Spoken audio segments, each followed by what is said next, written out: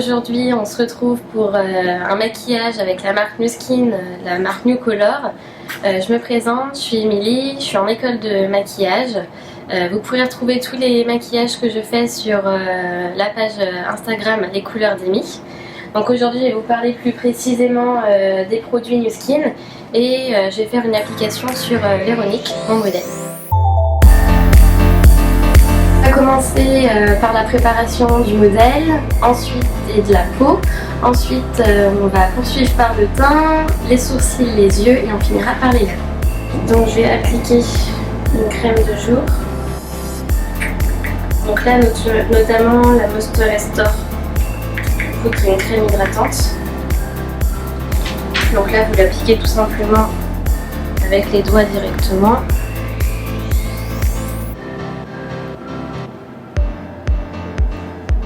L'ensemble du visage.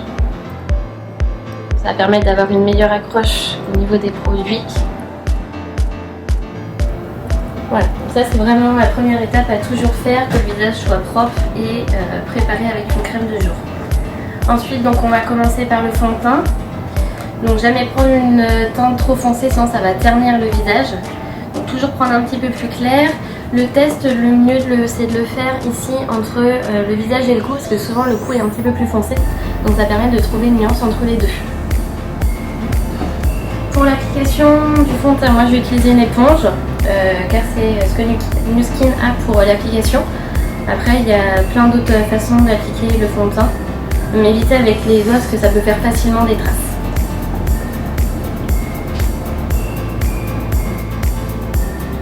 Donc là j'ai utilisé un fond de teint fluide hydratant parce que du coup on veut pas quelque chose de très couvrant.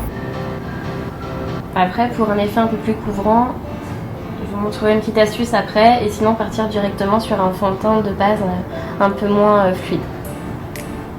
On va bien appliquer du fond de teint aussi sur l'ensemble de la paupière.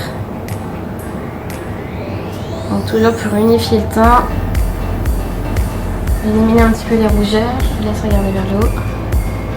Regardez vers le haut. Et aussi au niveau du cou, on va appliquer en dessous de l'œil pour camoufler un petit peu déjà les cernes. Et on descend bien aussi un petit peu plus bas que l'ovale du visage, donc un petit peu dans le début du cou.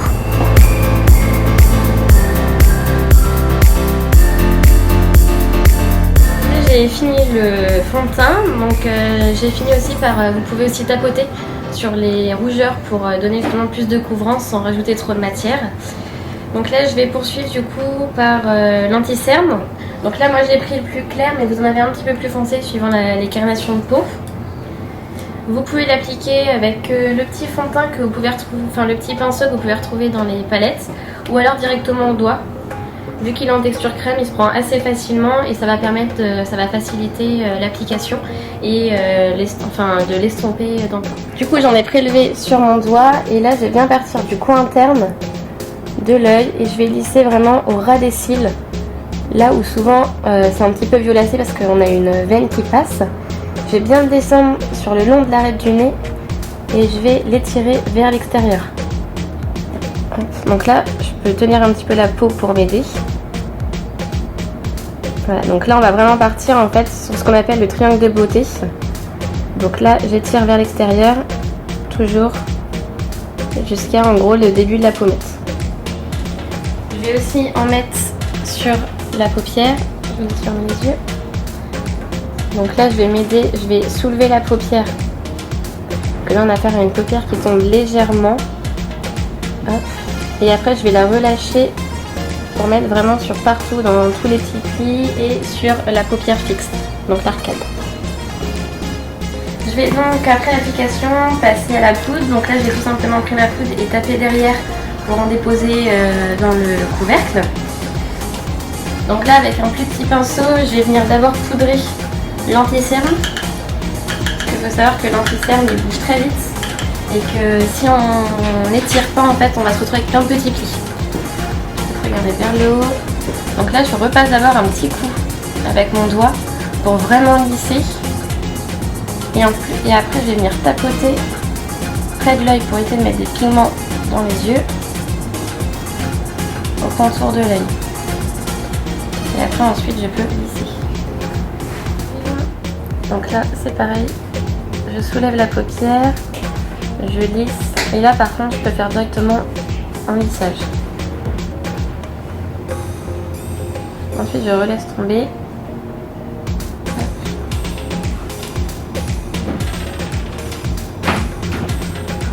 Voilà, donc du coup déjà ça va permettre au fard d'accrocher et au moins l'anti-cerne ne bouge plus parce qu'il est fixé par la poudre.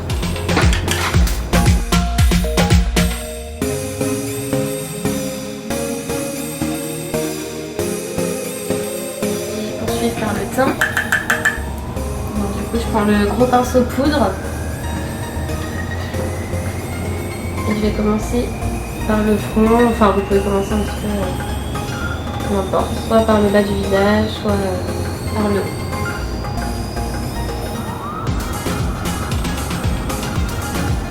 Bien s'assurer aussi d'être dans l'aile du nez, tout comme le fond de teint. Là, vous posez de l'autre côté. Il faut savoir que la poudre du coup ça aide. Donc déjà ça va matifier le fond de teint. Ça va aussi prolonger sa tenue. Donc ça va donner un côté velouté à la peau. Donc on a commencé par dégager le visage. Ensuite appliquer toujours une crème de jour. Donc je vous rappelle que moi j'ai utilisé la Moisture Restore Day. Donc c'est une crème hydratante qui va à toutes les peaux. Ensuite donc là pour Véro par rapport à son teint j'ai utilisé le fond de teint New Color, le Moisturizer. Et on est sur la couleur Honey. Voilà. En sachant que vous en mettez à peu près 2-3 pressions pour l'ensemble du visage. Ensuite, on a appliqué donc l'anti-cerne de la palette du coup New Color.